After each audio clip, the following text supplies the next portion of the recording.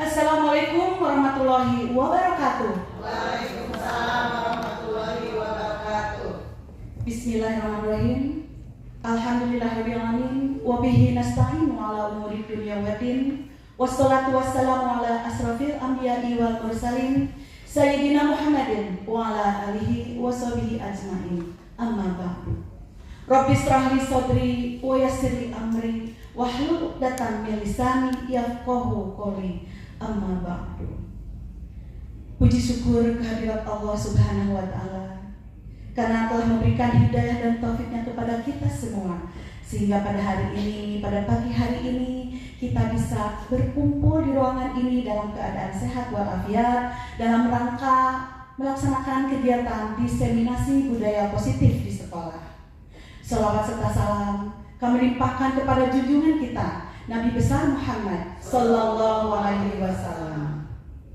Saya ucapkan terima kasih kepada rekan-rekan sejawat guru SMK Negeri 12 Bandung yang telah hadir tepat waktu di ruangan ini untuk mengikuti kegiatan diseminasi budaya positif. Hari ini saya dalam rangka melaksanakan tugas dari calon guru penggerak angkatan 10. Ada tugas untuk pengimbasan ya, diseminasi kepada guru-guru terkait budaya positif. Maka selama 1 jam ke depan kita akan membahas terkait apa sih budaya positif ini. Baik Bapak Ibu semua, kita mulai dulu tentang budaya positif ini. Ada 3 pertanyaan ya. Apakah Bapak, Ibu guru setuju apabila 1. Apakah pemberian hukuman dapat mendisiplinkan siswa? Setuju. Berapa yang tidak setuju? Coba. Ya. Yang setuju? Ya, boleh. Terima kasih Bapak Ibu. Jawabannya disimpan ya, karena nanti kita akan bahas di terakhir ya. Apakah jawaban Bapak Ibu itu sudah sesuai atau belum? Yang kedua, apakah pemberian hadiah dapat meningkatkan prestasi siswa? Dapat atau tidak Bapak Ibu? Dapat. Bu Hajah Titin dapat ya. Siapa lagi yang menjawab dapat? Bu Santi, Bu Isya. Yang tidak sependapat, Ibu Nurani, Pak Rahmat. Iya, bagus sekali. Terima kasih ya atas jawabannya. Simpan dulu. Oke. Nomor 3. Apakah guru harus mampu memberikan solusi untuk setiap siswa yang bermasalah? Apakah guru harus mampu memberikan solusi untuk setiap siswa yang bermasalah? Mana yang setuju? Setuju ya? Bu Hajah Titin setuju, Bu Hajah Enen, Bu Hajah Iis, Bu Hajah Santi setuju ya? Oke. Yang tidak setuju? Bu Hajah Yeti, Bu Hajah Nurani setuju Bu? Tidak? Oh tidak. Bu Hajah Ani gimana? Oh tidak setuju. Ya Bu Hajah Ningsih? Setuju ya. Pak Haji gimana Pak Haji? Oh tidak. Baik, simpan dulu ya. Jawabannya simpan. Masing-masing menyimpan jawabannya. Nomor 4. Apakah guru berperan sebagai teman bagi siswa? Ya atau tidak? Iya, jadi teman ya. Yang tidak setuju? Baik, pokoknya Bapak Ibu simpan dulu jawabannya ya. Dari keempat pertanyaan ini, jawabannya mau ya, mau tidak, simpan dulu. Nanti kita lihat apakah jawaban Bu Hajah Enden benar atau tidak. Ya, tapi di sini kita tidak mencari yang benar dan yang salah ya, karena kita semua belajar ya. Baik, berikutnya. Nah, hari ini selama 1 jam ke depan kita akan belajar ini 8. Tapi jangan khawatir, sebentar, tidak akan lama ya. Yang pertama, di dalam budaya positif itu ada apa sih? Inti pembelajarannya yaitu tentang perubahan paradigma belajar. Nanti kita pelajari apa sih yang dimaksud dengan paradigma perubahan belajar itu ya. Yang kedua produktif. Yang ketiga, kita akan belajar tentang nilai-nilai kebajikan. Kemudian kebutuhan dasar manusia, kita bahas itu ya. Kemudian motivasi perilaku manusia. Yang keenam, posisi kontrol guru. Ya. Kemudian yang ketujuh tentang keyakinan kelas, dan yang terakhir yang kedelapan adalah segitiga restitusi. Itu ya Bapak Ibu, hari ini kita akan belajar ini semua. Mudah-mudahan Bapak Ibu bisa fokus ya ke 8 poin ini. Baik. Saya mau tanya, apakah ada yang tahu budaya positif itu apa kalau di sekolah? Ada yang tahu nggak? Tidak apa-apa, bahasa sendiri aja. Budaya positif itu kan di sekolah banyak ya. Bapak Ibu bisa memberikan contoh atau pengertian budaya positif, boleh Bu Hajah Iis? Terima kasih.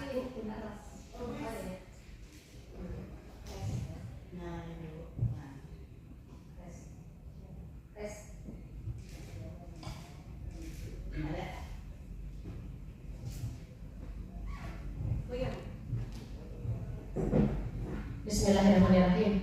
Langsung aja ke jawabannya. Budaya positif menurut pendapat saya yaitu pembiasaan dan kegiatan yang bisa dilakukan oleh siswa dan seluruh lingkungan yang berada di seluruh warga sekolah dalam melakukan kegiatan-kegiatan yang bermanfaat bagi dirinya maupun bagi orang lain. Misalnya, kebiasaan budaya positif bagi siswa. Pagi-pagi sebelum pembelajaran dimulai, siswa membersihkan kelas ya. Kemudian membaca Asmaul Husna, menyiapkan diri untuk mempersiapkan semua perlengkapan yang diperlukan untuk kegiatan belajar mengajar. Begitu juga guru, pembiasaan budaya positif dari guru yaitu selalu menasihati siswa, misalnya untuk selalu mengucapkan salam apabila berpapasan, kemudian senyum sapa salam, selalu ramah kepada sesama, sopan santun dan sebagainya. Kegiatan tersebut harus dipupuk menjadi budaya yang harus dilaksanakan oleh semua warga sekolah. Tidak hanya siswa, tetapi seluruh yang ada di sekolah. Terima kasih barangkali itu. Iya, terima kasih Bu Iis. Applause buat Bu Iis. Luar biasa sekali dibabat Bu Iis. Budaya positif itu seperti apa? Memang betul ya Bu Iis ya, itu contoh konkretnya. Tidak apa-apa disini. Contoh konkretnya dari budaya positif itu ya. Baik, kita lihat ya. Nah, jadi yang disampaikan Bu Iis itu memang betul bahwa budaya positif itu adalah perwujudan dari nilai-nilai keyakinan universal seperti tadi kan sopan, santun, saling menghargai ya. Itu adalah kebajikan universal yang diterapkan di sekolah. Luar biasa sekali Bu Is ya. Terima kasih atas jawabannya. Baik, kita lanjut berikutnya. Nah, sekarang kita masuk ke inti konsep budaya positif yang pertama, yaitu pembelajaran dengan paradigma baru. Apa sih yang dimaksud dengan paradigma baru itu? Nah ini, jadi pembelajaran dengan paradigma baru itu merupakan pembelajaran yang dirancang, ya, dirancang berdasarkan prinsip pembelajaran berdiferensiasi ya. Sudah tidak aneh dengan kalimat diferensiasi ya? Ya maksudnya apa di sini? Ya, berdiferensiasi maksudnya supaya murid belajar sesuai kebutuhannya. Kebutuhan murid bukan kebutuhan sekolah atau guru. Kebutuhan murid sesuai dengan profil pelajar Pancasila. Masih ingat Bapak Ibu profil pelajar Pancasila? Dimensinya apa saja? Ada yang tahu? Boleh Ibu Sri Hajah Sri Suhartini. Boleh. Dimensi profil pelajar Pancasila. Boleh nyanyi juga boleh. Berketuhanan yang Maha Esa, mandiri, kemudian gotong royong, kebinekaan global, kemudian berpikir kritis dan kreatif. Iya. Tepuk tangan dulu buat Benci. Iya, betul ya. Kan ada lagunya. Coba lagunya lihat, kan pelajar Pancasila. Yang dipikirnya kan 6 dimensi.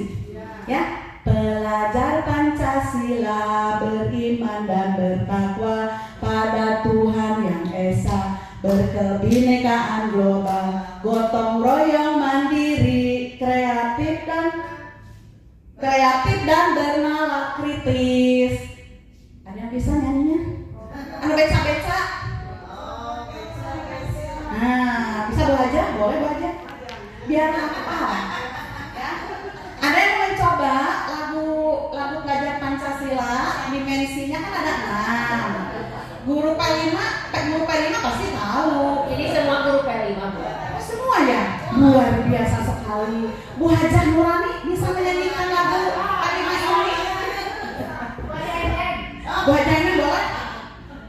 Belajar Pancasila, beriman dan bertakwa pada Tuhan yang Esa, berkebinekaan global, berakhlak mulia, berkebinekaan global, gotong royong mandiri, kreatif dan bernalar kritis. Tepuk tangan buat semua.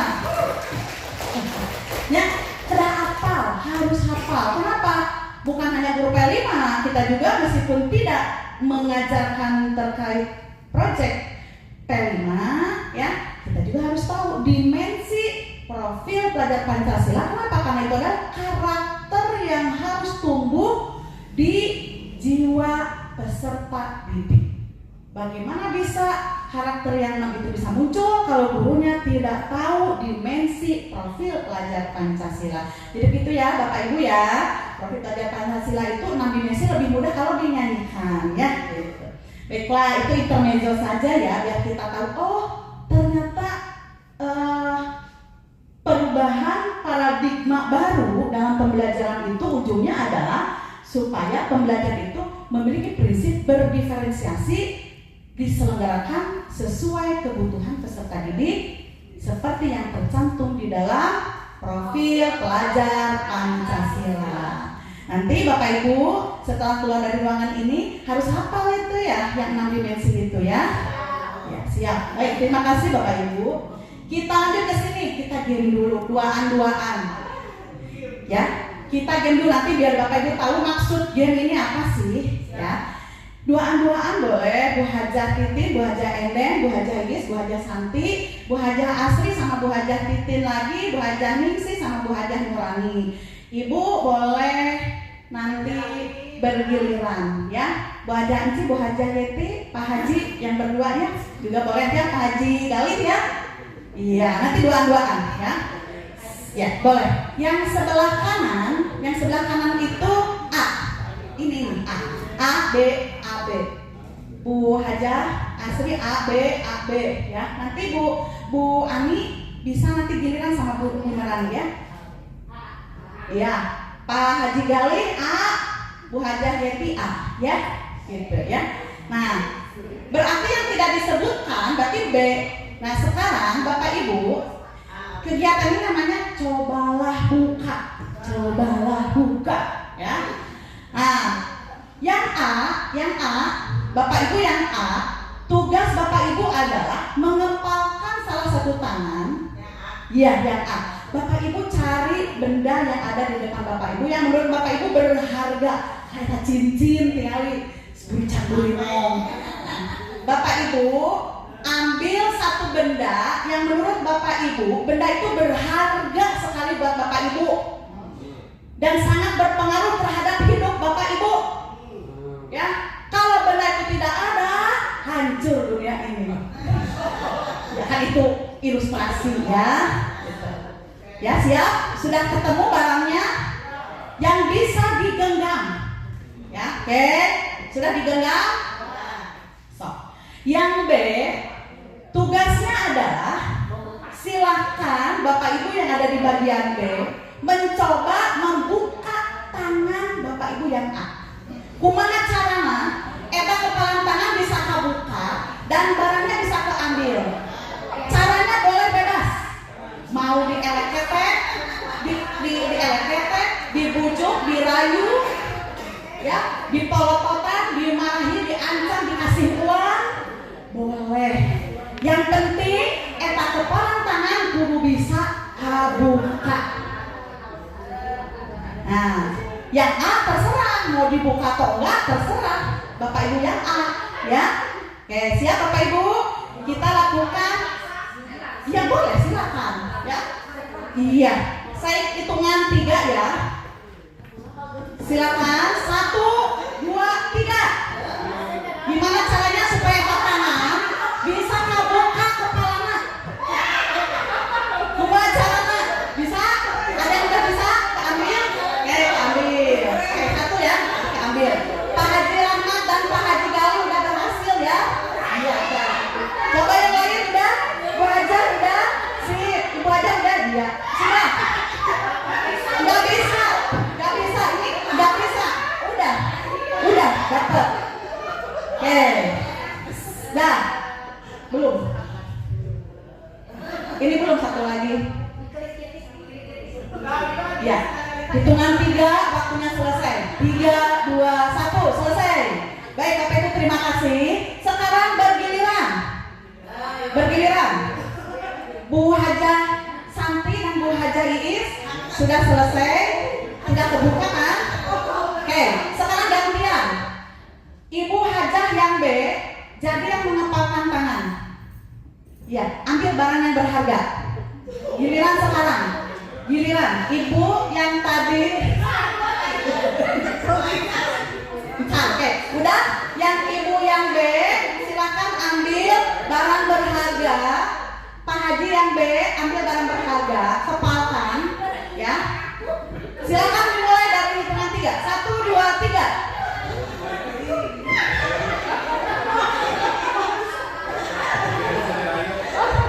Boleh dirayu, boleh dielek-elek, boleh dikasih uang.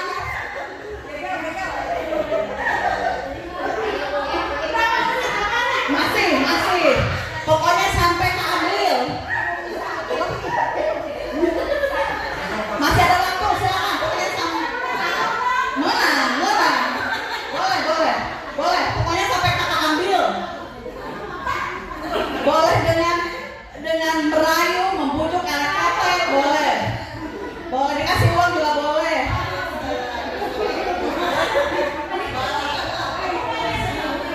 Sudah? Pak Haji Rahmat sudah keambil? Keambil nggak? Enggak. Iya, boleh. Keambil nggak? Dikasih. Ya, oke. Ini masih belum. Masih ada 1 menit lagi. Sajam beli. Berarti belum keambil ya? Belum keambil. Oke, hitungan 3 tadi selesai. 3, 2, 1. Oh, nambah dari saja. So. Ini masih membujuk merayu. Oh, yang lain udah ya? Beres sabaraha. 10.000 menang. Iya, bagus. Oke, baiklah. Ya, selesai kegiatannya ya. Baik. Tarik nafas dulu. Keluarkan. Ada itu. Tarik nafas lagi. Keluar. Tarik nafas lagi. Keluarkan. Gimana perasaannya? Lega? Oke, kita refleksi.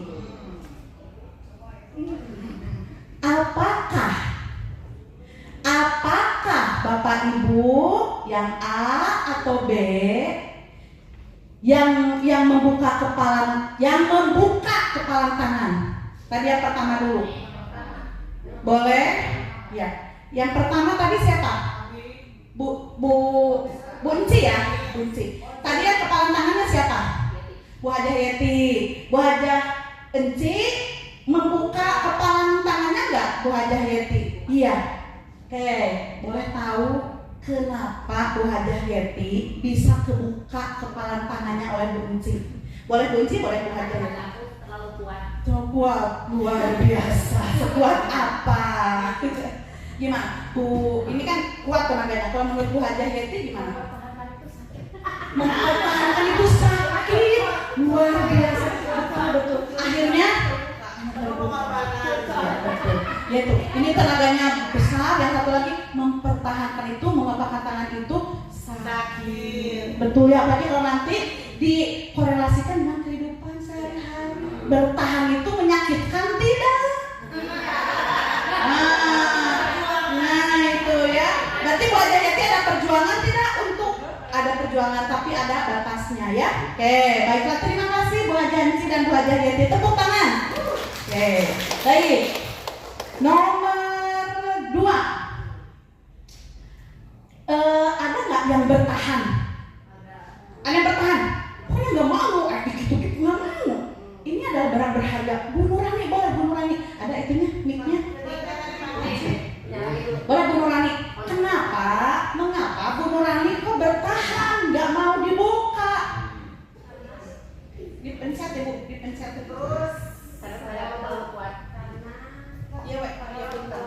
Tes. Karena memang saya mempertahankan yang menjadi milik saya. Wah, luar biasa. Apa yang menjadi milik saya harus dipertahankan meskipun sakit. Ya, meskipun sakit. Luar biasa. Tepuk tangan buat Bu Nurani. Oke, ya. Tuh kan 2 kan sudah beda ya. Yang satu bertahan, saya sudah berusaha berjuang bertahan, tapi ternyata bertahan itu menyakitkan.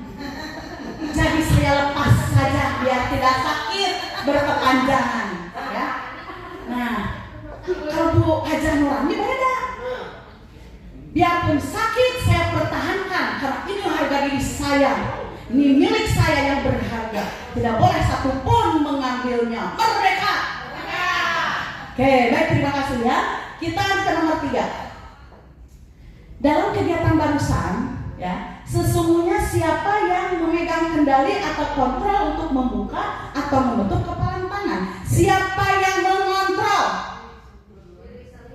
Diri sendiri. Meskipun ada pengaruh dari orang lain, sampai kamera duit, tadinya ngasih uang, dikasih uang mah, geningannya, ya kan? Tapi tetap kontrol itu ada di diri kita.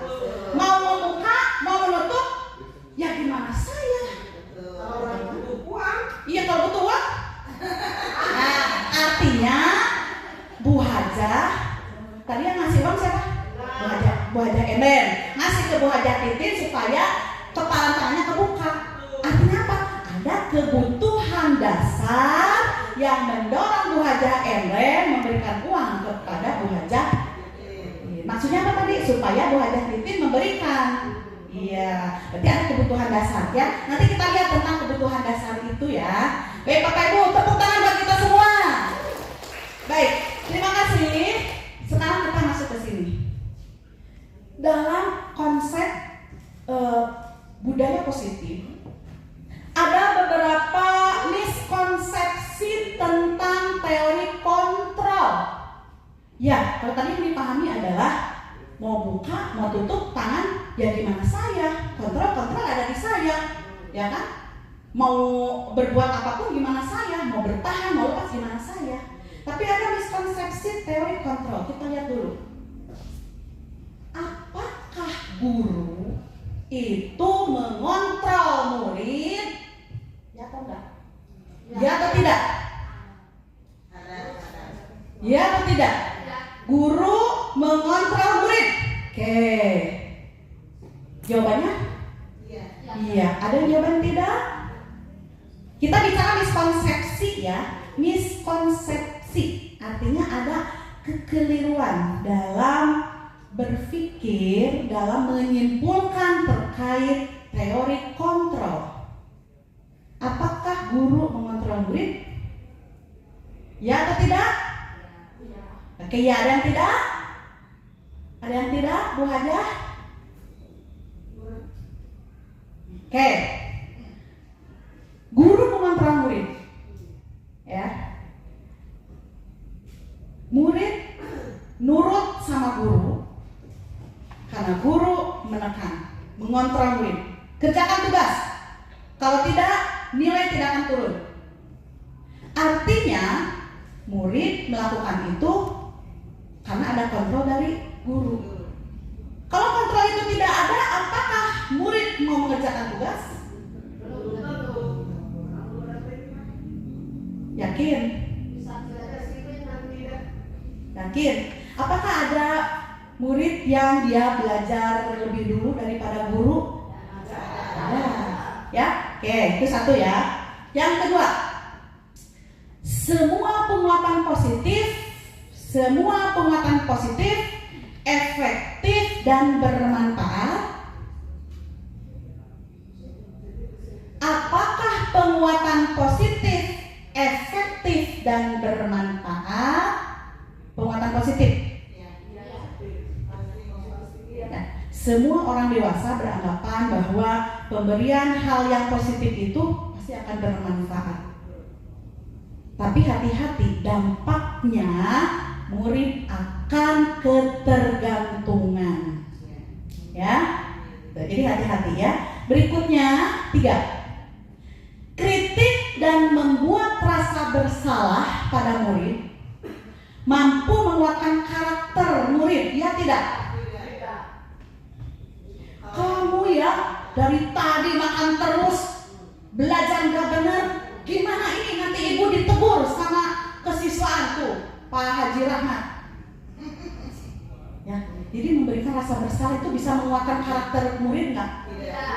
Kenapa? Betul, Bu Haja Iis, Bu Haja Enen, betul. Ya, murid akan tumbuh menjadi karakter yang gagal, yang bersalah, tidak percaya diri. Nah, secara tidak langsung kita berperan membuat peserta didik tidak punya harga diri, tidak percaya diri, dan akhirnya balik lagi ke kita. Tugas kita bagaimana memunculkan harga diri yang positif, memunculkan disiplin positif, balik dari kita ya. Itu hati-hati. Apa yang terjadi menurut kita baik ini ya, saya membuat anak merasa bersalah, tapi hati-hati, itu bisa menjatuhkan harga diri, tidak percaya diri ya peserta didik ya. Jadi, berikutnya, orang dewasa berhak memaksa. Kenapa Bu Haja?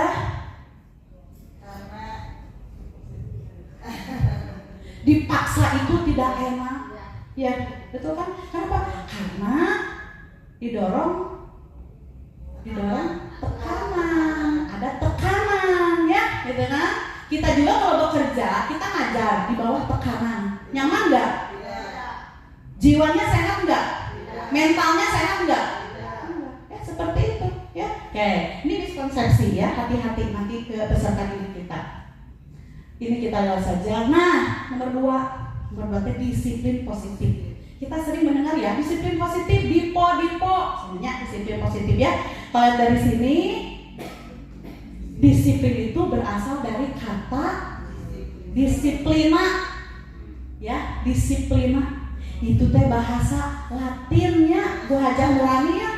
Disiplina itu artinya belajar ya. Juga berkonotasi dengan disiplin diri. Diri siapa? Diri sendiri yang memiliki tanggung jawab terhadap apa yang dilakukan berdasarkan nilai-nilai kebajikan universal. Berarti karena profil pelajar. Ya, tapi sebenarnya nilai kebajikan tidak hanya dari profil pelajar Pancasila, nanti ada yang lain ya. Nanti saya tampilkan juga. Oke. Disiplin positif merupakan salah satu cara penerapan disiplin yang bertujuan untuk menumbuhkan kesadaran serta memberdayakan peserta didik tanpa imbalan, ya, penghargaan atau reward, tanpa ancaman, tanpa hukuman, ya. Sama dengan kesiswaan juga nanti Pak Haji. Ya, memberdayakan peserta didik itu tidak dengan ribet. Sok kamu juara kayak Bapak diberes hari dulu. Ya, atau ancaman sok. Untuk dicupur hulu bejeng kaki Pak pisah. Ancaman kan? Atau hukuman. Sok kerjakeun. Untuk dikerjakan ibu mau ngasih nilai. Nah, peserta didik tidak akan berdaya dengan hal-hal itu semua. Kita kira dengan 3 poin itu peserta didik akan berdaya, ternyata tidak. Ya, oke, baiklah. Nah, jadi kalau begitu tujuan pendidik apa? Tujuan pendidik itu menciptakan anak-anak memiliki disiplin diri. Itu kan? Atau disiplina itu kan belajar. Yang tadinya tidak bisa jadi bisa, yang tadinya tidak tahu jadi tahu, tidak mampu jadi tidak ahli jadi ahli, kan itu ya fungsinya ya. Tuh kan? Jadi tujuan kalau tadinya. Nah, jadi apa? Supaya anak-anak itu punya disiplin diri. Tapi tanpa ancaman dan hukuman ya, termasuk reward. Bu Hajah Titi mah nanti ngasih coklat, ayo mau aja. Nanti kalau nggak bawa gimana? Nggak usah.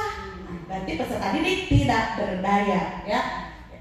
Nah, mereka bisa berperilaku dengan mengacu pada nilai kebajikan universal dan memiliki motivasi intrinsik. Intrinsik itu datang dari diri. Jadi patuh ke aturan sekolah dari kesiswaan itu bukan karena takut sama Pak Haji Rahmat, tapi karena saya anggota atau warga siswa SMK 12 yang harus disiplin mengikuti aturan yang sudah ditentukan. Jadi dari dalam diri, bukan karena takut sama guru ya, gitu kan. Nah, tujuannya apa? Ya, motivasi intrinsik itu dalam rangka perubahan perilaku ke arah yang lebih baik. Apa ini masuk ke arah yang lebih baik? Membantu peserta didik mencapai kebahagiaan dan keselamatan diri yang setinggi-tingginya, baik sebagai individu dan sebagai warga masyarakat. Iya kan? Tidak akan seperti sampah. Sampah disinterkan banyak. Kalau di meja sintrek. Tidak seperti itu. Kenapa? Karena guru berperan di dalamnya. Tepuk tangan dulu buat semua. Ya. Kita maju ya ke yang 3 ya. Nomor 3 itu nilai-nilai kebajikan. Yang tadi belajar Pancasila, beriman dan bertakwa pada Tuhan yang Esa dan berakhlak mulia, berkebinekaan global, gotong royong mandiri, kreatif dan bernalar kritis. Tepuk tangan. Nilai-nilai kebajikan kita lihat. Kan sering ya dengar ya. Nah, sih nilai kebajikan teh. Nilai kebajikan adalah nilai yang disepakati bersama. Disepakati. Nggak bisa kalau nggak disepakati. Lepas dari suku bangsa, agama, bahasa, maupun latar belakang. Ya, siapapun orangnya dari negara manapun, agama apapun, suku apapun, bangsa apapun, ya, ketika melihat nilai kebajikan itu akan berlaku. Ya, kita lihat contoh nilai kebajikan di institusi ya, organisasi. Nah, yang tadi program pelajar Pancasila, ada yang menyanyikan biar hafal. Sok tah ieu tah. Mau nyoba Bu Hajah? Sudah ada? Ya, bareng boleh. 1, 2, 3. Dan bertakwa pada Tuhan yang Esa dan berakhlak mulia, berkebinekaan global, gotong royong mandiri, kreatif dan bernalar kritis. Nanti keluar dari ruangan ini, Bapak Ibu Semua harus nyanyi. Maksudnya bukan nyanyinya, tapi isi dari dimensi pelajar, profil pelajar Pancasila. Mungkin nanti bisa ke siswanya. Ya, coba dimensi profil pelajar Pancasila apa saja? Pelajar Pancasila, dan bertakwa pada Tuhan yang Esa dan berakhlak mulia, berkebinekaan global, gotong royong mandiri, kreatif. dan bernalar kritis. Tepuk tangan buat semuanya. Hebat, luar biasa. Nah, apalagi peserta didik itu lebih senang kalau bernyanyi. Kan bernyanyi itu tidak harus bagus, ya. Tapi kalau mau jadi artis boleh, harus bagus ya Bu Hajah, ya Bu Hajah luar biasa ya. Nah, ini contoh nilai kebajikan universal itu yang ada di dimensi profil pelajar Pancasila. Apakah hanya itu saja? Tidak, Bapak Ibu. Ada dalam program IDEO Primary Years. Ada toleransi, ada rasa hormat, integritas, mandiri, menghargai dihargai, antusias, empati, keingintahuan, kreativitas, kerjasama, percaya diri, dan komitmen. Itu adalah nilai-nilai kebajikan universal yang berlaku di seluruh Indonesia. Di seluruh dunia. Ya. Ada lagi nilai-nilai kebajikan universal berdasarkan life skill, keterampilan hidup. Mungkin sudah dimiliki oleh Bapak Ibu, tapi belum tentu dimiliki oleh peserta didik. Oleh karena itu tugas kita untuk memunculkan karakter ini. Kayak kita lihat ya, dapat dipercaya, lurus hati, ya, tong goreng hate, kababaturan teh, ya, kudu lurus hate teh. Jangan suzon tuh, serbu aja santai oke. Ya, jangan suzon. Ya.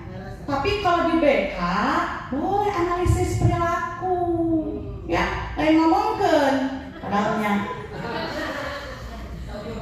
pendengar yang aktif.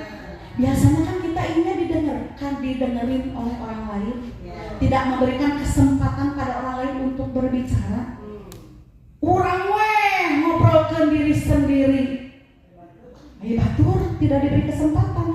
Jangan egois ya. Kita harus memberikan kesempatan kepada orang lain, kepada teman untuk berbicara. Ya, jadi pendengar yang aktif. Memang tidak mudah semudah membalikan telapak tangan ya. Terus tidak merendahkan orang lain. Itu kadang kita lupa ya. Abang kene bisa nyanyi, kamu tuh bisa teh. Kamu cicing we sungsurikeun. Itu teh life skill, Bu Hajah. Life skill ya. Terus memberikan yang terbaik dari diri sendiri. Atau tadi aya naon tadi teh kunci mobil kan kunci naon. Atau pasikeun we yang terbaik dari diri memberikan kepada orang lain. Eta mah kuncina ikhlas. Ikhlas. Hese ikhlas we. Nya Bu Hajah Betty ikhlas we.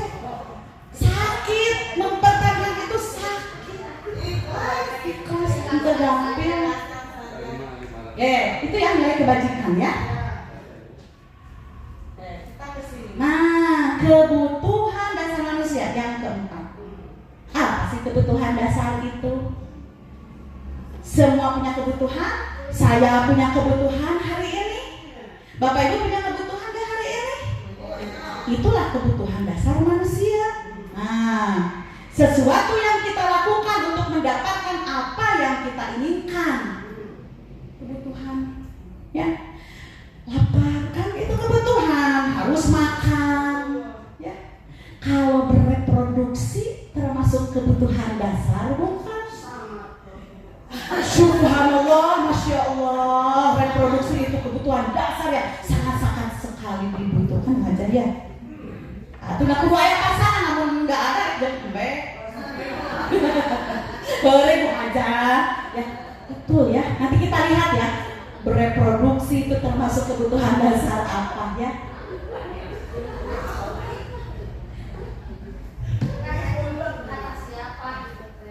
Nah, kata siapa?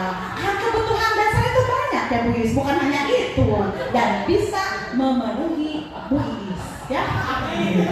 Amin. Oke, kita lihat di sini. Amin, amin. Sekedar beri Bu Hajahnya. Kebutuhan dasar manusia itu apa saja? 1. Bertahan hidup. Ya kan? Bertahan hidup. Bertahan hidup. Mengajar, jadi guru. Gaji lebih, bertahan weh.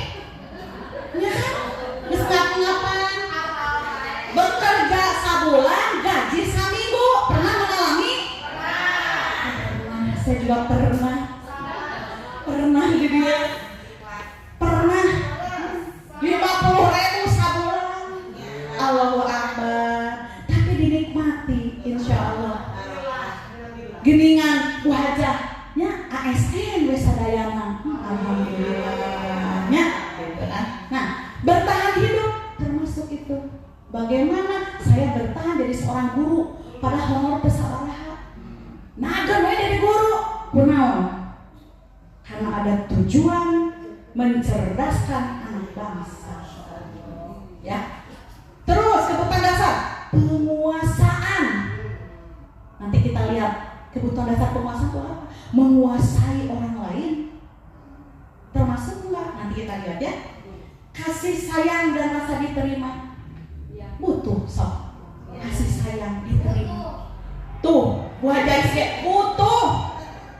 Ya, kasih sayang. Kasih sayang itu bukan pengen dibelai. Bukan. Ya. Indikatornya banyak kasih sayang itu. Ya. Dan diterima dalam keluarga, dalam kelompok, ya kan? Masyarakat apalagi. Ya Bu Haja, tina pangaosan diterima. Ya kan? Luar biasa tuh perjuangannya kalau mau memenuhi kebutuhan dasar ini. Terus kesenangan. Apa tadi nyanyi teh kesenangan. Hiburan. Tidak dituntut harus pintar nyanyi. Enggak. Bu Hajanci luar biasa Bu Hajanci.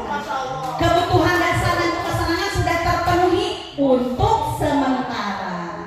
Ya. Terus kebutuhan akan kebebasan. So, Bapak Ibu yang sudah punya pasangan, kalau pasangannya bukan ambil, tidak membolehkan kita keluar rumah. So, cicing di kamar. Kebutuhan dasar kita tidak terpenuhi dan satu saat akan memunculkan masalah. Masalahnya mau dibahas di dia, dalam bahasa dianya. Saya keras. Nih. Alhamdulillah gue jadi semua bebas. Subhanallah, Masya Allah. Mudah-mudahan sih bisa terasa bebas. Tapi bebas mamulahnya punya. Oke. Bertahan hidup. Nah, kebutuhan fisiologis dan reproduksi, biologis, fisiologis dan biologis. Ternyata Bu Haja bereproduksi teh biologis. Ya, ada lagi yang fisiologis, kesehatan, rumah, makanan. Ya kan? Kalau kita nggak makan, artinya ada kebutuhan dasar kita yang tidak terpenuhi. Ya kan? Nah, rumah juga sama, kan tidak harus milik sendiri. Bisa nyewa, ya kan, kontrak. Yang penting kita bebas di dalamnya, tidak diatur oleh siapapun gitu. Apalagi ada rumah tangga. Bayang nanya mau MK sendiri aja. Untuk harus punya rumah sendiri. Yang kedua, penguasaan. Apa? Keinginan untuk dianggap berharga. Perlu itu kan? Perlu banget. Ya, orang lain menghargai kita. Sabar sih harga mah. Enggak juga begitu ya, karena bukan barang yang diperjualbelikan. Nah itu. Kemudian penguasaan itu maksudnya apa? Kekuatan untuk mencapai sesuatu.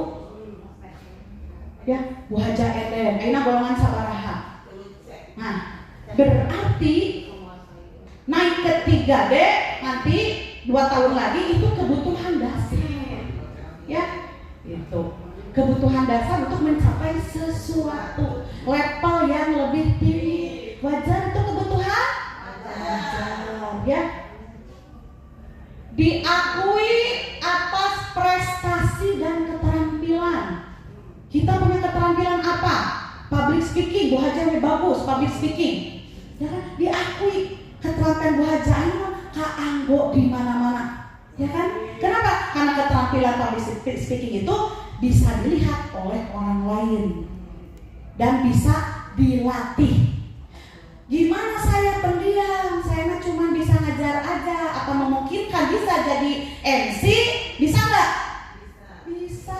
Asal dilatih, belajar dan berlatih. Ya. Kemudian penguasaan, kebutuhan atas kemampuan didengarkan dan memiliki harga diri.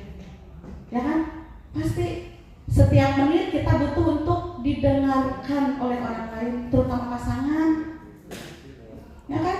Sakit hati kalau kita ngomong, orang yang di depan kita ngeleos. Apa ngeleos itu? Menghindar. entah disengaja atau tidak ya. Berikutnya, oh maaf, ini masih ada satu lagi ya.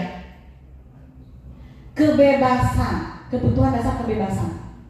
Ya, anak-anak dengan kebutuhan kebebasan yang tinggi itu menginginkan pilihan. Mereka perlu banyak bergerak, suka mencoba-coba, tidak terlalu terpengaruh orang lain, dan senang mencoba hal baru dan menarik. Jangan kan anak-anak kita juga kan begitu ya, ingin mencoba hal yang baru, ya kan? Penasaran kemudian mencoba-coba, ya, dan tidak terpengaruh oleh orang lain. Ya, nah itu diantaranya kebutuhan dasar manusia menurut Dr. William Glasser. Ya, Glasser. Oke, yang kelima kita bahas tentang motivasi ya. Kayak tadi kan, motivasi itu ada ekstrinsik. Nah, betul. Kalau ekstrinsik, motivasi dari mana?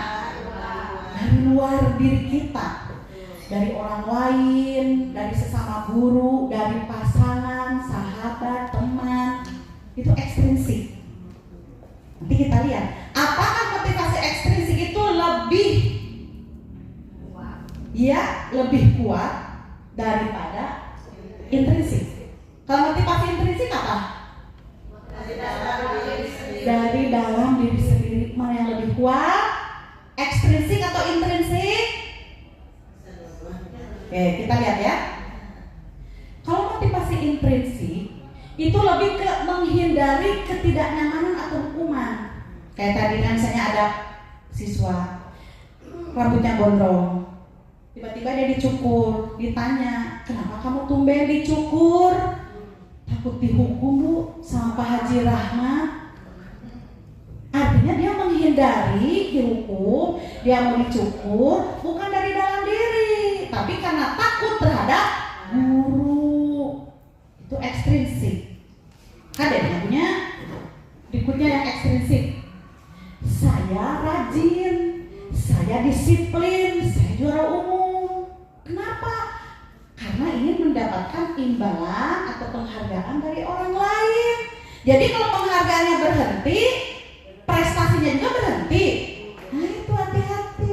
Sama dengan kita guru juga. Ya, hati-hati ketika kita akan ada yang kita lakukan, itu dari dalam diri atau karena orang lain. Abi mah rajin ke sekolah ngarah menang punten tikepsek gitu. Enggak kan? Kita hadir ke sekolah karena itu sebagai bukti tanggung jawab kita, ya kan? Oke. Sekarang kita lihat intrinsik. Menjadi orang yang mereka inginkan dan menghargai diri sendiri dengan nilai-nilai yang mereka percaya. Nilai-nilai yang mana tadi? Nilai-nilai kebajikan universal. Salah satunya apa? Tanggung jawab, mandiri, ya itu, ya kan, gotong royong. Jadi itu intrinsik dari dalam, ya. Nah kita lihat ini apa ya?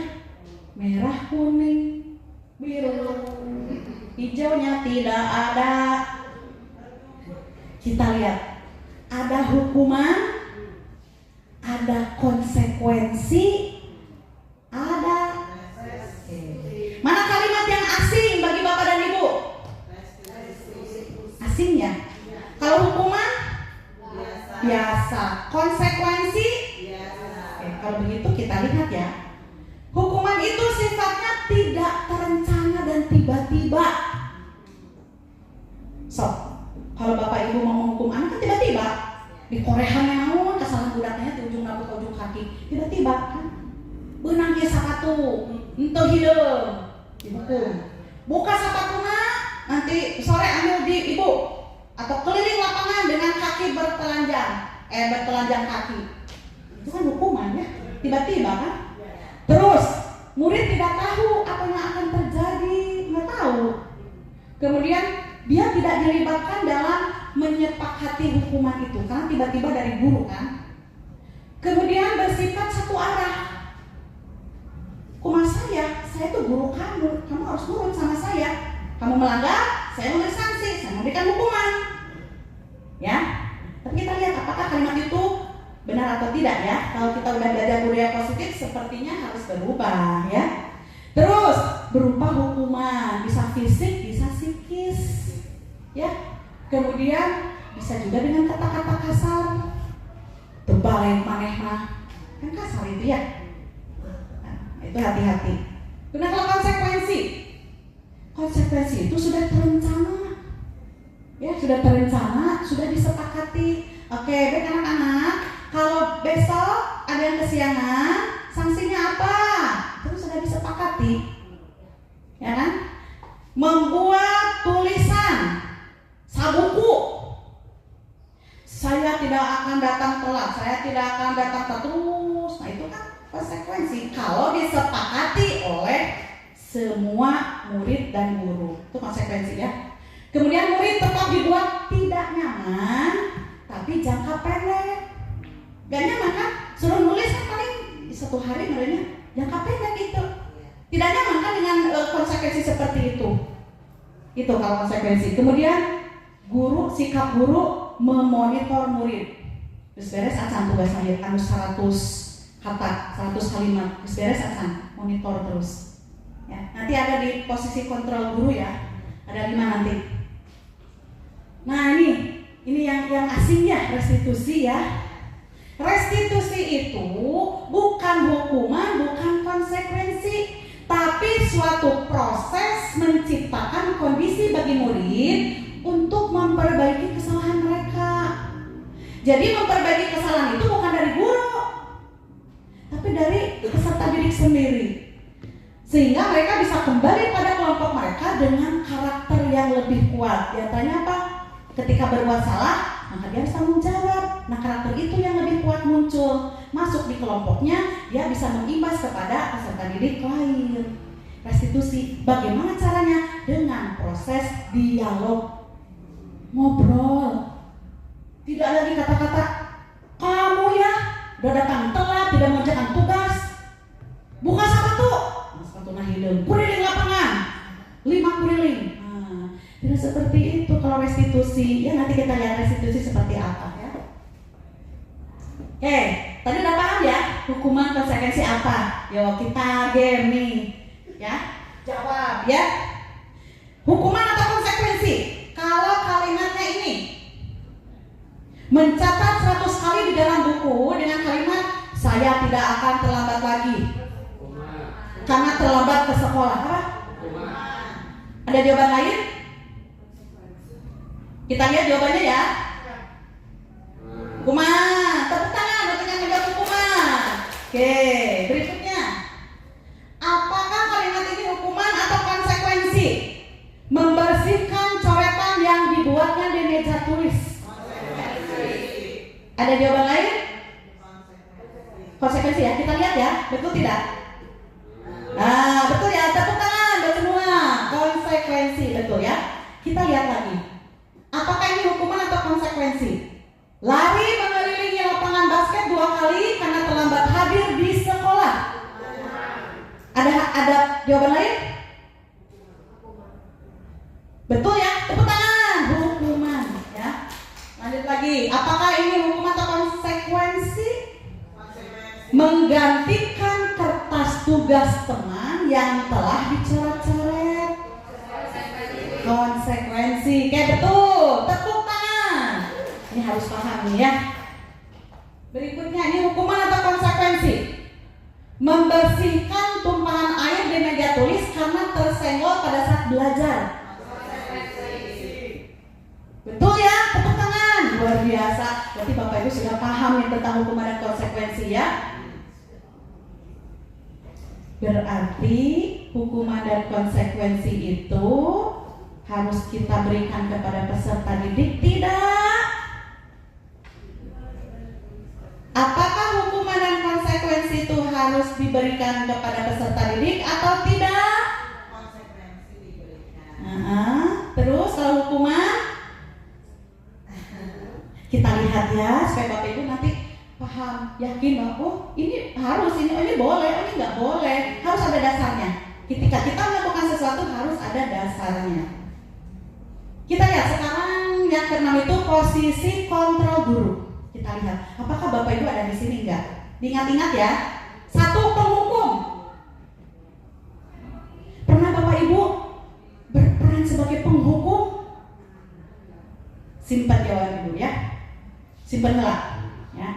Nomor 2, apakah peran Bapak Ibu sebagai pembuat merasa bersalah kepada siswanya? Pernah?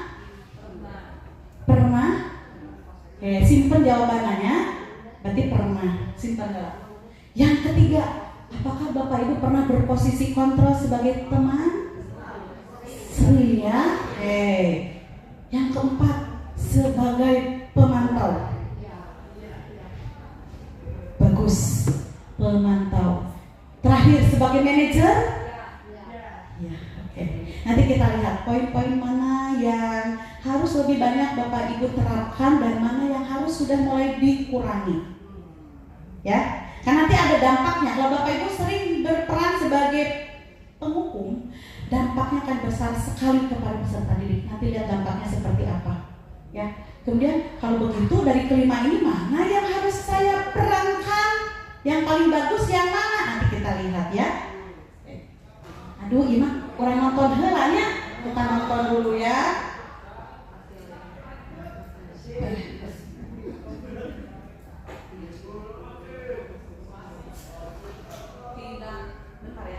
Sebentar ya Bapak Ibu.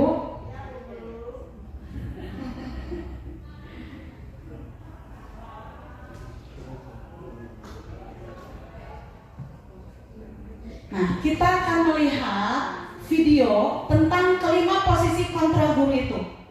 Ada penghukum, pembuat merasa bersalah, teman, pemantau, manajer. Kita lihat ya, siapa tuh Bapak Ibu pernah ada di 5 posisi ini. Kita lihat yang pertama dulu.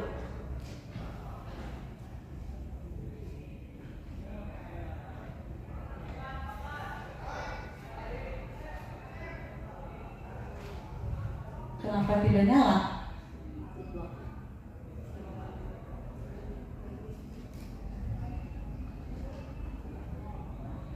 Gak bisa. Posisi penghukum. Silakan Bapak Ibu.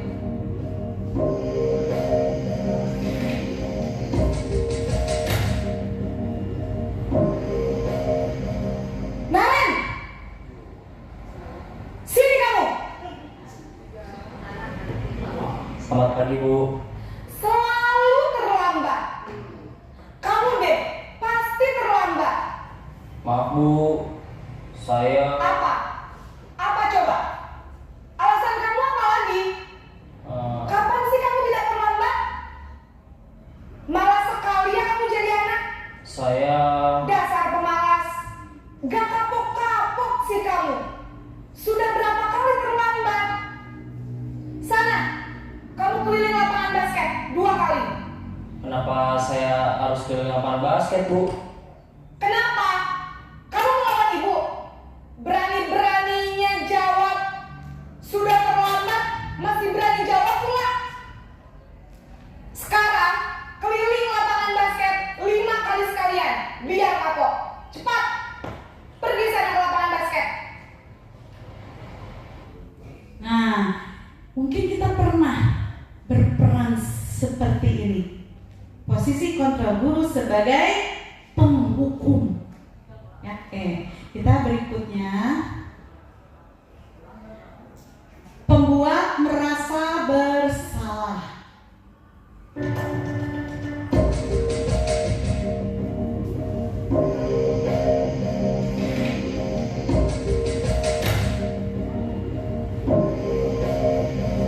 Naren,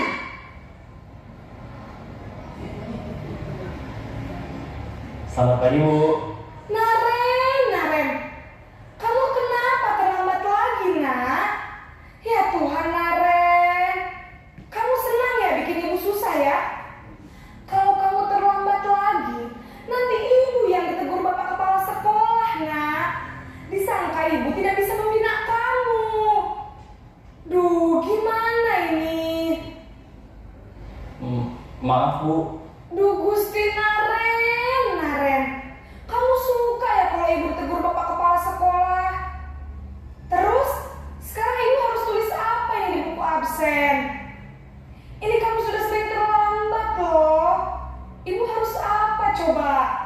Maaf Bu, maaf sekali. Ya sudah, lain kali jangan bikin ibu susah lagi ya nak ya. Ibu tidak akan kuat lagi kalau kamu begini terus. Bisa jantungan kalau ibu tegur bapak kepala sekolah. Sana cepat ke kelas. Maaf ya Bu, maaf sekali.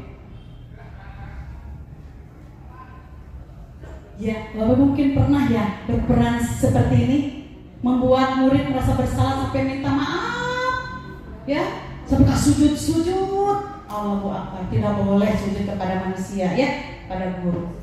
Oke, berikutnya posisi guru sebagai teman.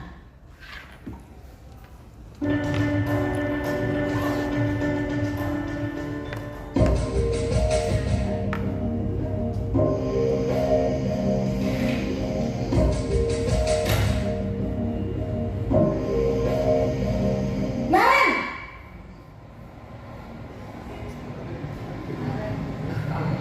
Selamat pagi Bu.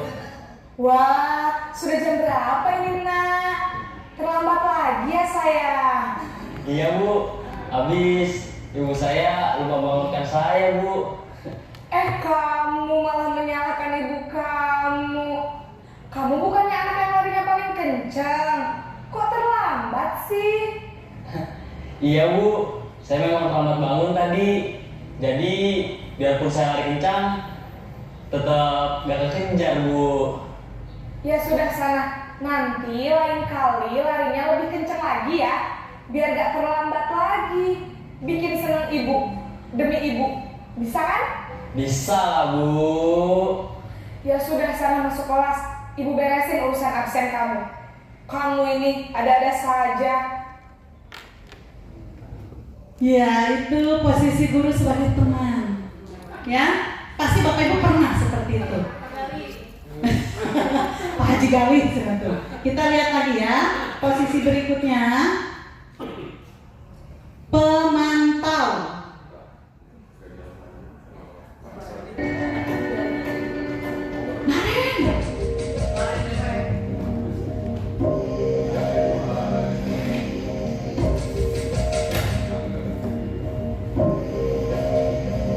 Naren!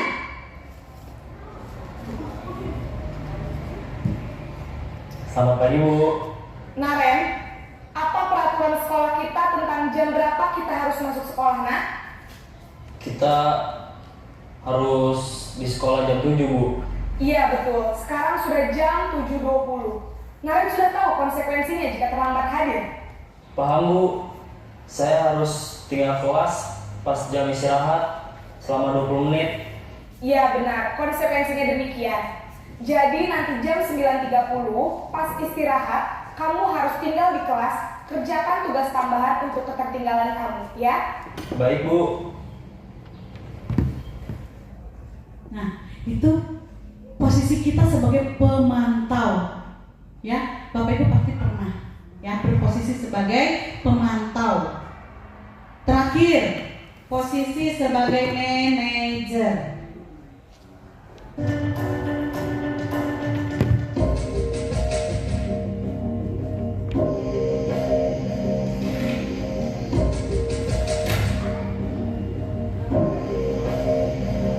Naren!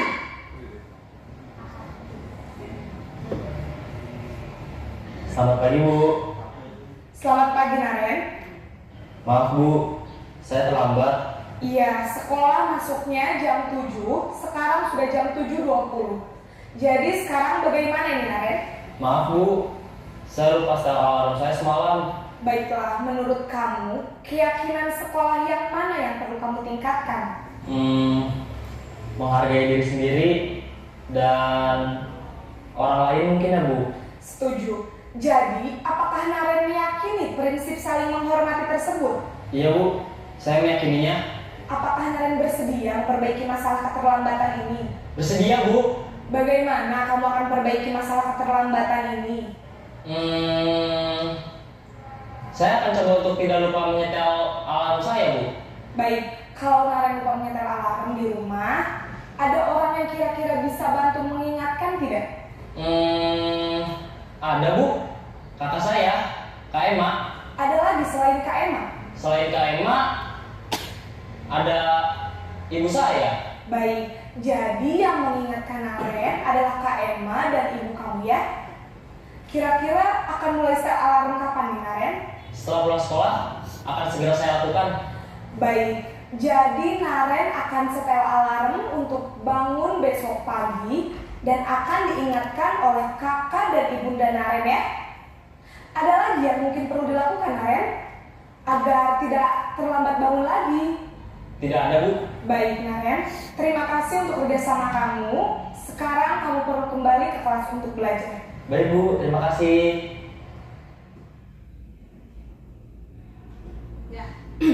Dari 5 posisi kontrol guru ini, mana yang melaksanakan segitiga restitusi? Tadi segitiga restitusi itu kan proses dialog ya. Coba lihat dari penghukum, pemberi rasa bersalah, teman, pemantau dan manajer, mana yang ada proses dialog? Bagus sekali, manajer. Ya. Jadi posisi kontrol kita kepada peserta didik itu bukan sebagai yang 4. Bukan sebagai penghukum, bukan sebagai pemberi rasa bersalah, bukan sebagai teman, halunjak enak, dan bukan sebagai pemantau, tapi sebagai manajer. Ya, oke. Kita lihat lagi ke PowerPoint-nya ya.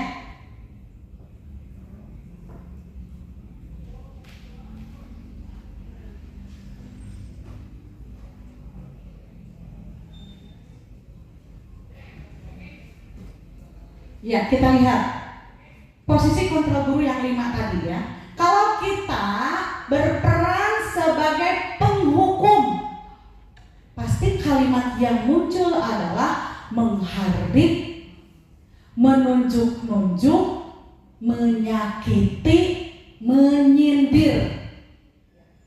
Lihat nanti dampaknya seperti apa.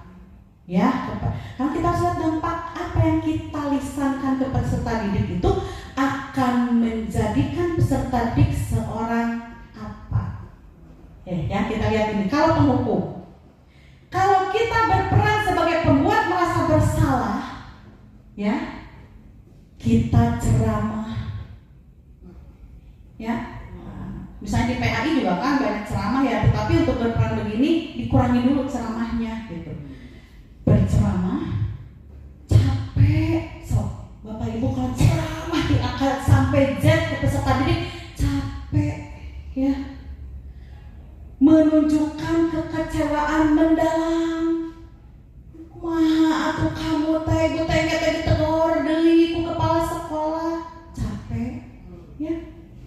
Nah, ini yang 2 peran ini perilakunya termasuk perilaku kontrol tetapi negatif, ya, dan cenderung mengakibatkan identitas gagal pada peserta didik. Gagal udah dihukum wae, kamu deui, ya, diberi rasa bersalah, maaf terus, ya.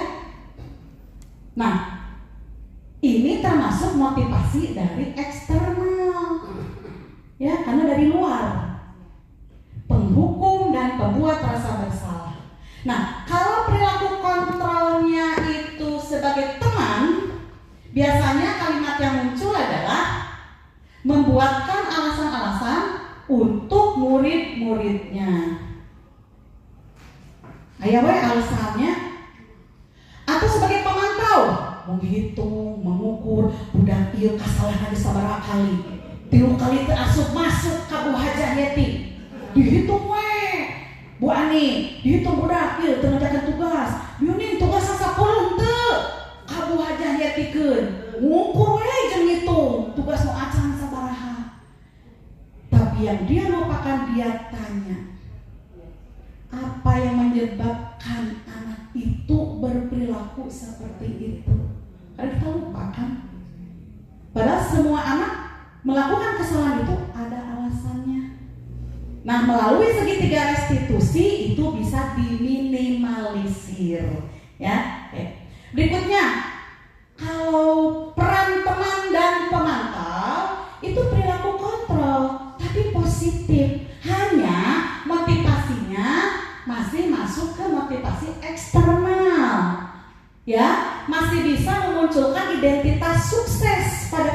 didik.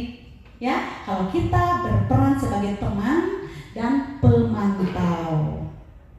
Tapi nanti ada dampaknya, nanti kita lihat ya. Nah, kalau kita berperan sebagai manajer, maka yang muncul adalah kontrol diri. Ya, diri siapa? Bukan diri kita, diri peserta didik. Kenapa? Karena motivasi yang muncul itu dari intrinsik, dari dalam diri peserta didik, bukan dari guru. Ya, dia taat aturan bukan karena takut sama guru, tapi karena dia bertanggung jawab.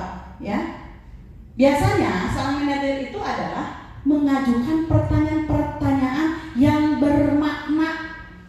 Kriteria bermakna nanti kita lihat kalimat apa pertanyaan-pertanyaan itu sehingga menjadi bermakna bagi peserta didik dan dia paham masalah dia apa, solusinya juga apa, bukan dari kita tapi dari peserta didik. Ya, kalau di BK mungkin biasa seperti itu ya, Bu Hajah Yeti ya. Biasa ketika ada masalah kita tanya anaknya, kamu tahu masalahnya apa? Kalau udah tahu kira-kira solusinya apa? Kapan kamu akan menyelesaikannya? Kalau di BK biasa ya. Oke, berikutnya. Nah, kalau penghukum kan ancamnya. Kalau kamu tidak melakukannya, ibu akan melaporkan.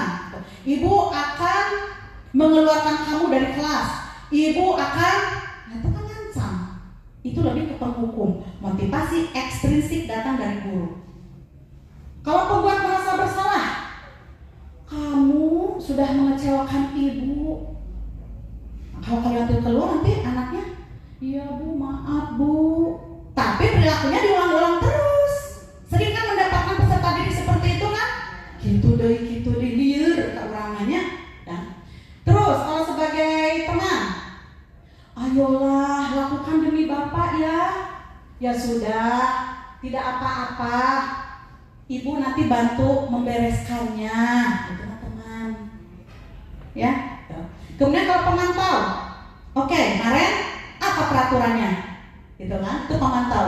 Apa konsekuensinya? Apa yang telah kamu lakukan? Apa yang terjadi sekarang? Itu pemantau. Ada dialog, tapi lebih ke menekan. Nah, bagaimana dengan manajer?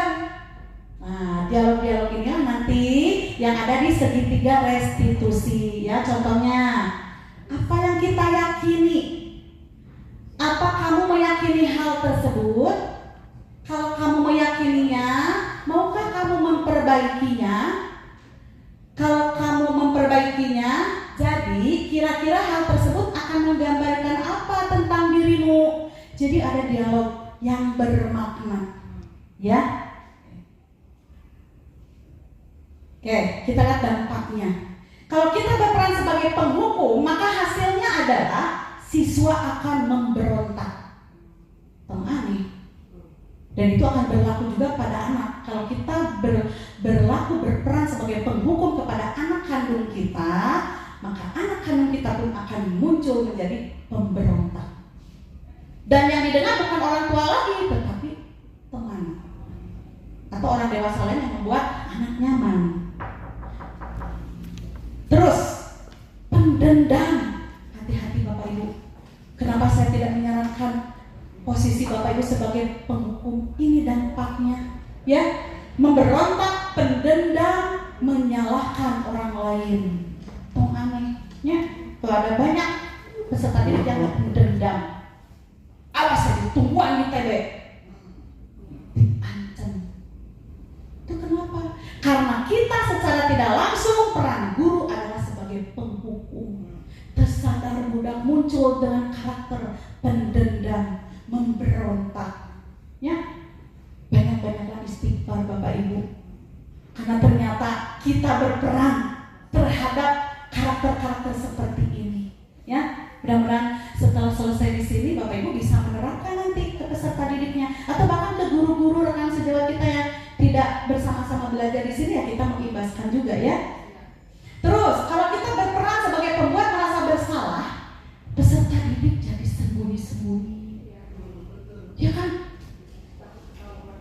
Berbohong, nyangkal, kumaha we jawabanana, yang penting bisa dipercaya, padahal bohong. Hati-hati Bapak Ibu ya, gitu kan? Menyangkal, berbohong, menyembunyikan, gitu kan? Nah, kalau peran kita sebagai teman, dampaknya apa bagi peserta didik? Ketergantungan. Hati-hati. Kenapa ada peserta didik yang apa-apa nggak mau sama Bu Hajah Ellen, maunya ke Bu Hajah Titin? Karena Bu Hajah Titin mengembangkan peran kontrol sebagai teman.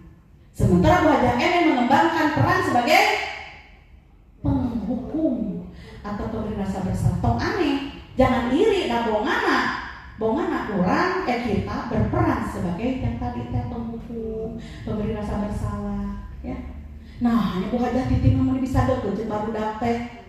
Ya jangan heran karena Bu Hajah Titin mengembangkan tadi peran sebagai teman. Tapi hati-hati ketergantungan Bu Hajah. Ya, jangan hati-hati. Jangan sampai kita ketergantungan karena kita mah bisa seumur orang di sekolah sampai usia 60. Kalau siswa mah paling 3 tahun. Kalau ketergantungannya mau sampai kapan? Kan harus mandiri. Masa ketergantungan ya? Oke, kalau kita sebagai pemantau, dampak bagi siswa adalah dia menyesuaikan kalau diawasi. Kalau tidak diawasi, mah orang we. Oh sibuk, pasti sibuk nggak ada, nyantai we. Ya kan? Tuh ngerjakan tugas, teka kontrol ya. Main game mabar, ya gitu. Nah itu ya. Nah kalau sebagai manajer dampaknya hasilnya adalah ini bisa menguatkan watak atau karakter peserta didik. Sok nanti dicoba. Kalau Bapak Ibu berperan sebagai manajer melakukan proses dialog segitiga restitusi, maka peserta didik lihat sebulan ke depan dia akan berkarakter seperti apa. Apakah pendendam, bohong, sembunyi-sembunyi, ketergantungan, atau muncul watak atau karakter yang kuat. Ya, dia muncul menjadi seorang peserta didik yang bertanggung jawab, mandiri, bisa berkomunikasi melalui tadi ya segitiga restitusi. Ketika dia masuk ke kelompok dia bisa mengimbaskan itu kepada teman-temannya. Ya. Nah, kalau kita berperan sebagai penghukum, biasanya peserta didik itu mengatakan, saya tidak peduli, dan dihukum wae. Ya, tidak peduli, bae we, dihukum oke, paling push up, paling keliling lapangan, paling nulis 100 lembar, paling ya. I don't care, apapun hukuman dari Bapak Ibu, I don't care. Iya, kan udah biasa, ya kan? Kalau pembuat merasa bersalah, apa yang muncul? Anak, maaf itu, tapi gitu terus. Nah, kan Bapak Ibu pernah bertanya-tanya, kenapa ya anak ini maaf, tapi gitu lagi. Ada peran kita yang keliru. Berikutnya sebagai teman, ketergantungan nih. Bu Titin, minta tolong Bu Titin. Ya kan, satu saat Bu Titin berperan sebagai penghukum. Dia akan mengatakan, saya pikir Bu Hajah Titin teman saya. Ternyata tidak. Turunlah tingkat kepercayaan anak terhadap Bu Hajah Titin. Ya, oke. Berikutnya, pemantau. Menghitung, kamu udah dapat tugas mengerjakan berapa? Udah 5? Nanti dapat bintang dari Ibu ya, nanti dapat nilai. Jadi anak akan muncul menjadi karakter dengan karena begini. Saya akan dapat berapa bintang ya dari Bu Hajah Ani kalau saya mengerjakan 10 tugas. Jadi ngitung budak teh. Aku belum nih, masih 1 lagi. Gimana ya? Terus ngitung. Ya. Terus jika sudah melakukan hal tersebut, saya akan mendapatkan apa ya? Jadi nanti gitu Bu Hajah Ani. Itu kalau kita pemantau. Sok nanti Ibu kasih. Jadi anak ngitung. Nanti Bu Ani ngasih apa ya kalau saya selesai mengerjakan tugas ini? Berarti motivasinya apa? Motivasinya intrinsik ya, dari dalam diri ya. Tapi dia akan keluar kalimat seperti ini. Nah, kalau manajer, peserta didik akan mengatakan bagaimana ya caranya agar saya bisa memperbaiki keadaan ini. Dia berpikir, ya, kemudian saya akan memperbaiki masalah ini dengan cara apa? Dia berpikir sehingga tidak akan mengulang-ulang kesalahan. Ya, Tadi sudah ya. Kita nyanyi dulu. Ya, nyanyinya begini ya. Semua berdiri. Semua berdiri. Lagunya begini. Tangan di atas menggapai mimpi, tangan di samping merangkul teman. Rangkul temannya. Rangkul ya. Tangan di depan. Di depan dulu. Lagi ya. Tangannya di atas ya.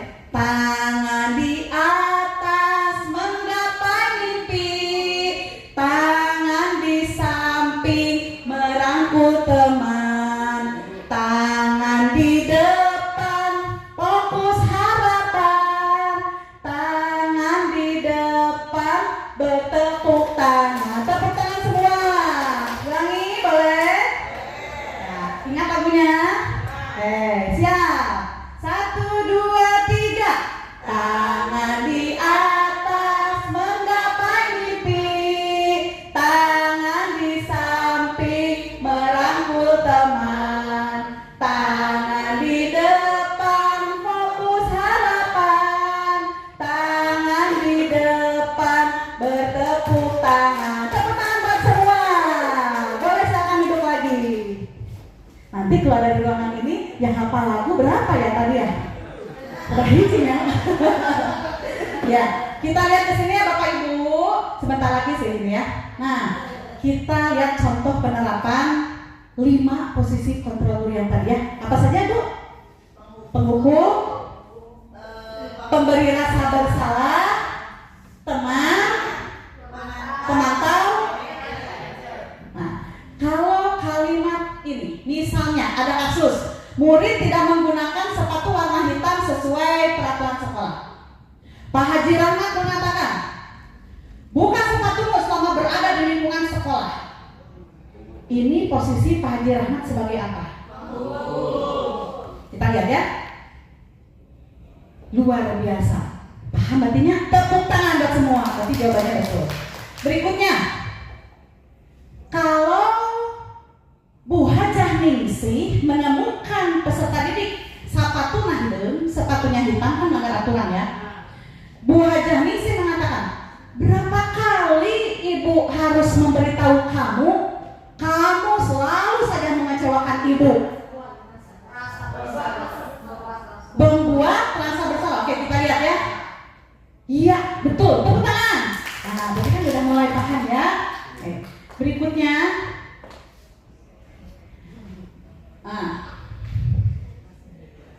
Oke ya. Bu Hajah Inis. Cek Bu Hajah Inis.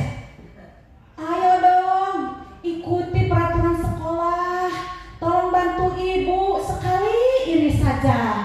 Ya sudah, tidak apa-apa. Lain kali jangan menggunakan sepatu itu lagi ya. Posisi Bu Hajah Inis sebagai siapa? Iya, tepuk tangan buat semuanya. Oke, berikutnya. Berikutnya Ibu Hajah Ani. Bu Hajah Ani, kamu sudah melanggar peraturan sekolah. Kamu tahu konsekuensinya? Setelah pulang sekolah nanti, ambil sepatumu di ruang guru dan jangan diulangi lagi.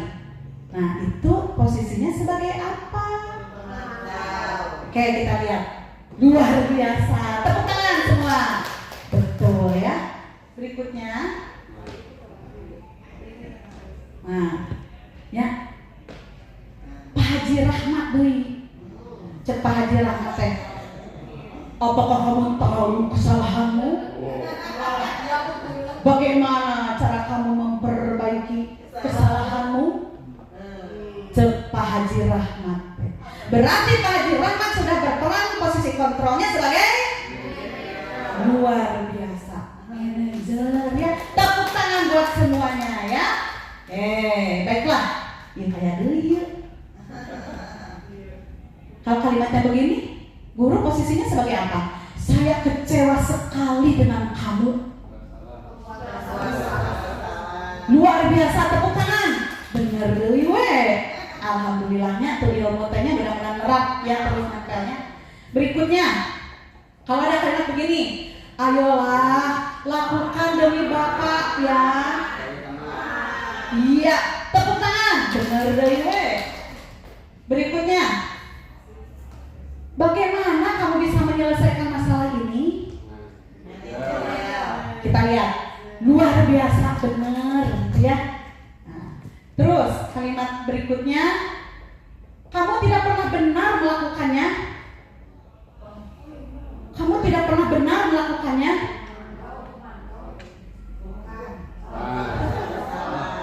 Iya kan?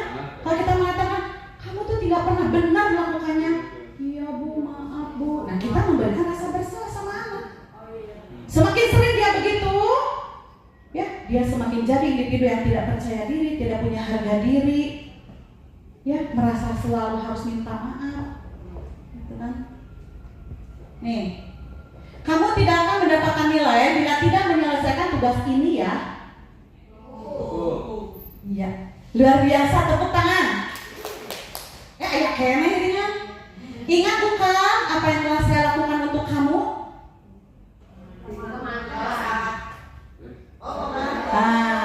Ya, hati-hati. Iya kan itu. Ingat bukan apa yang telah saya lakukan untuk kamu? Ngasih apa tuh? Nilai, ngasih bintang, ngasih reward apapun. Kan hitung-hitung si guru teh. Diungkit-ungkit deui. Oke, kita yang ketujuh ya. Benar ini sebentar lagi selesai. Keyakinan kelas. Ya. Kan biasanya di setiap tahun ajaran baru kan Bapak Ibu selalu membuat satu kesepakatan dengan peserta didik ya. Kalau Bapak Ibu jadi wali kelas atau guru mampu juga bisa. Tapi di sini saya tidak bicara tentang kesepakatan kelas karena tentunya berbeda. Saya bicara tentang keyakinan kelas. Kenapa keyakinan kelas? Kenapa bukan peraturan kelas? Ada yang tahu Bapak Ibu? Oke, kita ilusi ke sini dulu ya. Ke sini dulu. Ini apa nih? Mengapa kita memiliki peraturan tentang penggunaan helm pada saat mengendarai kendaraan roda 2 atau motor? Bagus, luar biasa Bu Hajah Titin. Keselamatan. Tepuk tangan. Ya harus disuruh tepuk tangan. Ya, nah kalimat ini adalah kalimat peraturan kan? Tapi di dalamnya memuat nilai kebajikan yaitu keselamatan. Inilah yang nanti akan muncul di keyakinan kelas. Bukan peraturannya tetapi nilai kebajikannya. Contoh tadi keselamatan. Oke, kita lihat contoh satu lagi.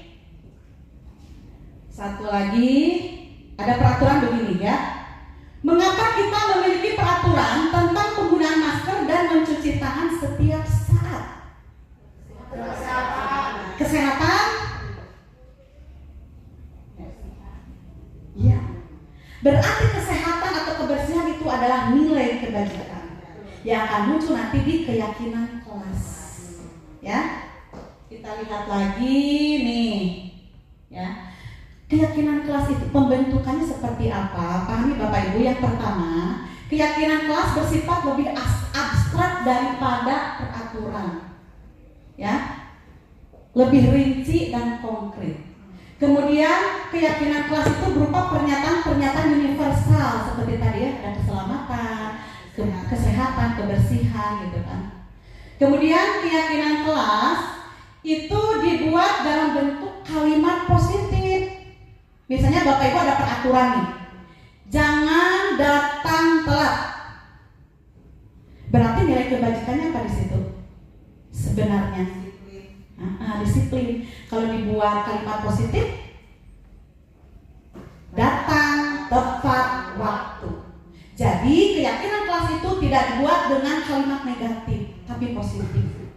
Ajaknya nanti kalau di tahun ajaran baru pada peserta didik, anak-anak kan perkenalan dulu ya. Hari ini biar sekolah kita, kelas kita bukan sekolah, kelas kita aman, nyaman, kalian juga senang belajar dengan siapapun gurunya. Kita buat keyakinan kelas ya.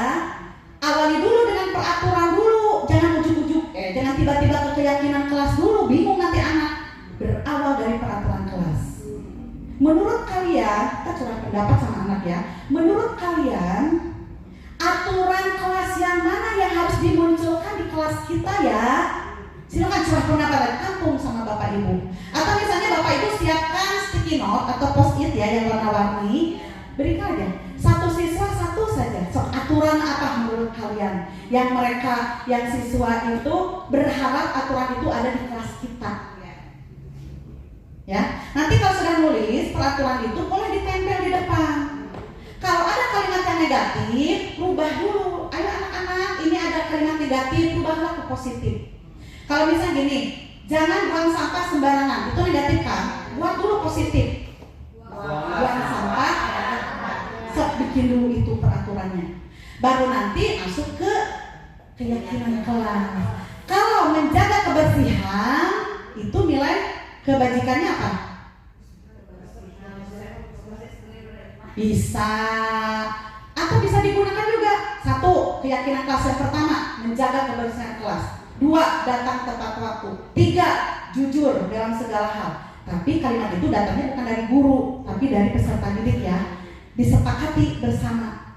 Jadi ketika besok lusa ada peserta didik yang melanggar salah satu dari keyakinan kelas itu, maka kita lakukan segitiga restitusi sebagai manajer, bukan sebagai penghukum, bukan sebagai pemberi rasa bersalah, bukan sebagai teman, bukan sebagai pemantau, tapi sebagai manajer. Kita akan kembali keyakinan kelas apa yang sudah dia langgar. Tapi ingat Bapak Ibu, keyakinan kelas tidak boleh banyak-banyak. Ya, 4 atau 5 poin sudah cukup. Maksudnya biar peserta didik bisa mengingat dan paham. Jadi dia bisa menjaga diri supaya tidak melanggar keyakinan kelas itu. Ya. Nah ini ya contoh keyakinan kelas kan, disiplin waktu, menjaga kebersihan kelas, percaya dan menghormati orang lain serta barang miliknya. Kan sok seurnya kehilangan itu ya. Ya itu termasuk di keyakinan kelas. Bapak Ibu nanti di tahun ajaran baru kalau jadi wali kelas, Ibu tanamkan dulu di kelas ya, bikin keyakinan kelas dulu. Tapi berangkatnya dari peraturan sekolah dulu. Jangan peraturan kelas, jangan langsung ke sini. Ya. Terus komitmen terhadap setiap tugas. Kan banyak satu semester nggak beres, tiba-tiba udah ada di semester berikutnya. Terus senantiasa membantu, jangan egois ya, tanggung jawab dan sebagainya. Tadi kan saya sudah menjelaskan nilai kebajikan itu ya, boleh nanti di sini. Ini ada contoh praktik keyakinan kelas yang pernah saya lakukan kepada siswa ya.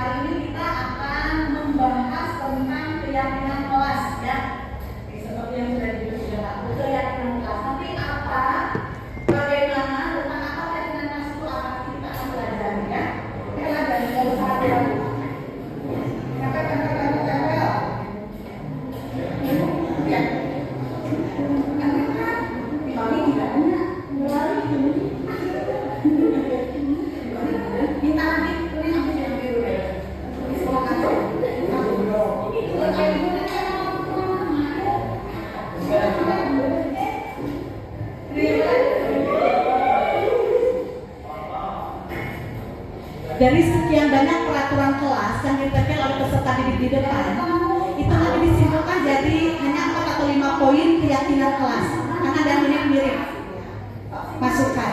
Iya.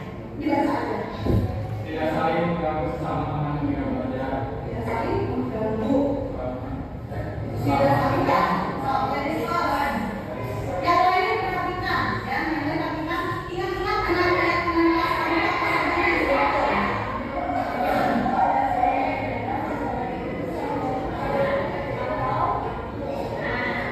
menjaga kesolidaritas dan kerukunan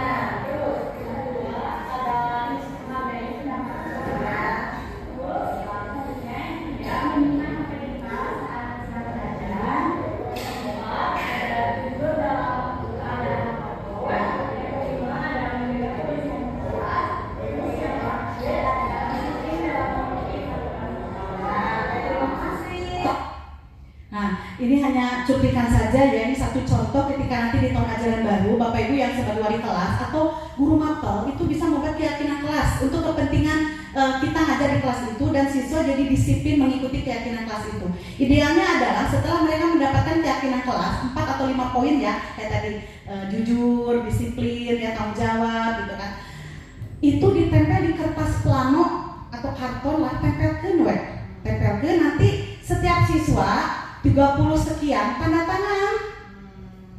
Ya, tanda tangan di kertas itu tempelkan semua. Misalnya tadi saya dapat 6 nih, tapi tadi dipotong ya, itu ditempelkan di kertas plano atau karton. Nanti peserta didik tanda tangan di depan atau di meja sebelum ditempel. Tanda tangan itu perlu untuk apa? Untuk meyakinkan kita dan peserta didik bahwa semua sepakat dengan keyakinan kelas yang sudah dibuat. Sehingga besok lusa selama mereka di kelas itu 2 semester menghindari melanggar keyakinan kelas itu. Insya Allah aman kelas Bapak Ibu. Ya, amin. Kita ke sini. Nah, ini terakhir Bapak Ibu, segitiga restitusi. Ya, kalau di BK ini sebenarnya sudah biasa ya. Tapi namanya tidak tahu ternyata itu segitiga restitusi. Kalau di BK itu ada teknik konseling individu namanya solution focus brief counseling. Konseling yang berfokus pada solusi.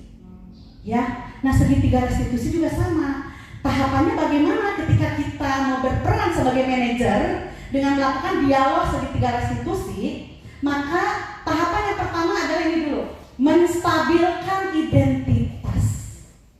Identitas apa maksudnya? Identitas masalah yang sedang dihadapi oleh anak itu apa? Bukan dari kita, tapi dari peserta didik. Kita hanya memancing dari pertanyaan-pertanyaan. Contohnya, nih ya, kamu tentunya punya alasan mengapa melakukan itu. Ya. Jadi ketika anak salah, kamu jangan langsung dijudge. Mana benar jadi budak teh. Nah, ya kan? Kasihan itu enggak. Kasihan itu datangnya dari peserta didik. Orang mah pura-pura we teu akal.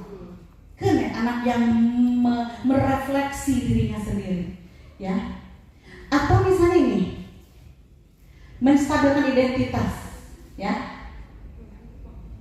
Adakah cara yang lebih efektif untuk mendapatkan apa yang kamu butuhkan? Misalnya kita menemukan atau mendapat kabar ada pencurian misalnya ya, atau ada yang hilang barang. Kebetulan ada saksi, ada bukti.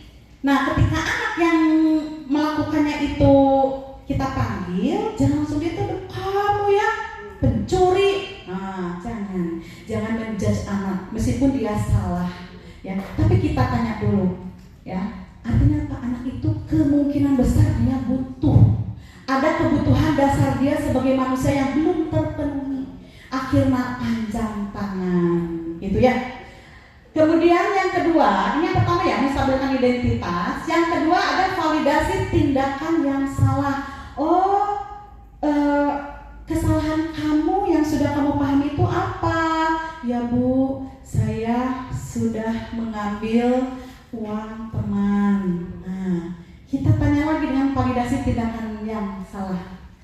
Ibu mengerti, ibu paham dengan apa yang kamu rasakan, yang kamu sampaikan. Setiap manusia pasti pernah melakukan kesalahan. Nah, itu validasi tindakan yang salah. Tapi artinya bukan mentoleransi, bukan ya. Tapi validasi tindakan yang salah bahwa semua manusia pernah salah. Tapi di sini ibu tidak akan mencari tahu siapa yang salah. Ibu di sini akan membantu kamu untuk membuat solusi penyelesaian masalahnya. Itu validasi tindakan yang salah. Tahap yang ketiga, menanyakan keyakinan, termasuk tadi keyakinan kelas yang sudah dibuat di awal.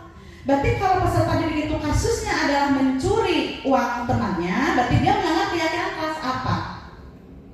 Kudu ada, kudu muncul nanti di pada saat corak pendapat dengan peserta didik. Apa? Tadi apa? Menjaga barang masing-masing. Ya, itu harus ada nanti di keyakinan kelas ya. Nah, kalimatnya nih, keyakinan kelas apa yang telah kita sepakati? Sebutkan nanti ku anak teh 1, 2, 3, 4. Nah, kemudian keyakinan kelas apa yang sudah kamu langgar? 1, sok ngobrol ya, dialog ya. Sampai kita bahas sebenarnya kamu ingin jadi orang seperti apa. Nggak mungkin kan jawabannya jadi pencuri, enggak kan? Jadi dialog restitusi, segitiga restitusi. Ini saya ada contoh ini terakhir ya Bapak Ibu, ini udah siang sekali. Ini ada contoh segitiga restitusi. Ini praktik saya sih ya, praktik saya kepada peserta didik kelas 11. Selamat siang Fajar. Selamat siang juga. Ya, sudah istirahat? Sudah ya, udah. Kamu tahu kenapa dipanggil sama ibu ke sini? Belum. Belum. Tadi pagi kamu berangkat ke sekolah jam Dan berapa? stabilkan Jadi identitas. berangkat jam 7:10 dan sampai sekolahnya jam 7:30. Ya. Artinya kamu datang tepat waktu atau tidak? Terlambat tadi. Terlambat ya. Kalau aturan sekolah jam berapa masuk? Jam 7 pas. Nah, berarti telat ya. Telat. Ya. Kamu tahu kenapa kamu sampai kesiangan? Tahu. Kemarin saya tidur terlalu malam. Tidak apa-apa ya, kamu pernah melakukan kesalahan itu. Kenapa? Karena semua manusia pasti pernah melakukan kesalahannya saja ya. Ibu juga pernah melakukan kesalahan Validasi itu tindakan yang dalam salah. pada sebuah acara. Tapi di sini ibu bukan mencari siapa yang salah. Ibu ingin membantu kamu untuk menyelesaikan, mencari solusi supaya kamu tidak terlambat lagi datang ke sekolah ya. Tadi kamu bilang bahwa kamu tidur larut malam ya.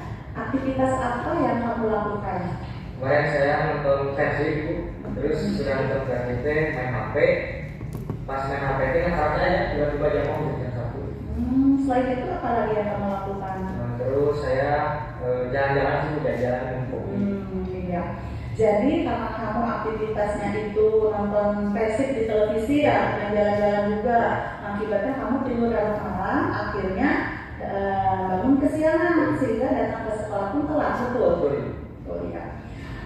Tentunya kamu selain tahu ya kenapa alasannya kamu sampai bangun kesiangan, kamu ingat keyakinan kelas yang pernah dibuat dengan teman-temanmu di pertemuan Menanyakan keyakinan kelas. Yaitu di poin nomor 6 kalau nggak salah, disiplin dalam mengikuti peraturan sekolah. Ya.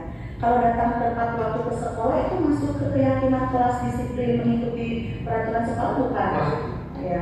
Apakah kamu yakin bahwa datang tepat waktu disiplin mengikuti peraturan sekolah itu baik buat kamu sebagai siswa? Sangat yakin. Yakin ya? Yakin dengan nilai-nilai disiplin itu? Yakin. Ya. Kalau begitu apa yang akan kamu lakukan supaya kamu tidak datang terlambat ke sekolah? Yang pertama saya akan memanage waktu untuk bermain handphone, nonton TV, terus juga saya akan menyetel alarm. Ya, jalan-jalannya di mana? Jangan-jangan mah paling warung aja lah. Ya, yang dekat-dekat. Ya, ya. dekat-dekat. Oke. Kalau begitu, kira-kira karena kamu sudah tahu nih apa yang harus kamu lakukan ya, kapan kamu akan memulainya? Saya akan mulai hari ini. Iya, baik, ibu percaya kalau kamu bisa memulainya pada hari ini. Jadi hari ini kamu sudah mulai mau membuat satu perubahan supaya kamu bisa memperbaiki diri sehingga menjadi murid yang datang tepat waktu ke sekolah dan disiplin. Dan mengikuti peraturan sekolah. Ya, gitu ya. Baiklah, kamu sudah siap melaksanakan semuanya? Kalau siap. Iya, baik, terima kasih Fajar sudah memenuhi panggilan ibu untuk datang ke sini. Kamu selanjutnya boleh untuk mengikuti pembelajaran berikutnya. Terima kasih ya. Terima kasih baik. Ya. Ya, itu satu contoh praktik. Tepuk tangan dulu dong buat semua ya. Itu contoh meskipun bukan dialog segitiga restitusi yang sempurna, tetapi tahapan-tahapan segitiga restitusi itu sudah masuk di dalamnya.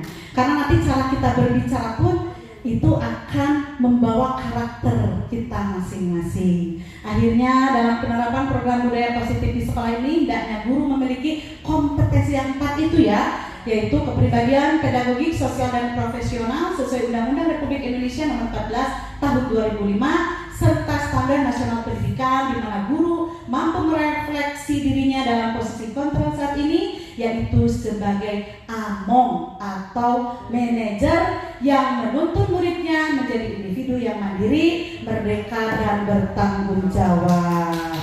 Baiklah, demikian Bapak Ibu semua apa yang bisa saya sampaikan terkait budaya positif di sekolah. Mudah-mudahan bisa memberikan pandangan yang baru dan inspirasi buat Bapak Ibu semua dalam rangka menumbuhkan peserta didik yang mencapai kebahagiaan dan keselamatan yang setinggi-tingginya, baik sebagai individu maupun sebagai warga masyarakat.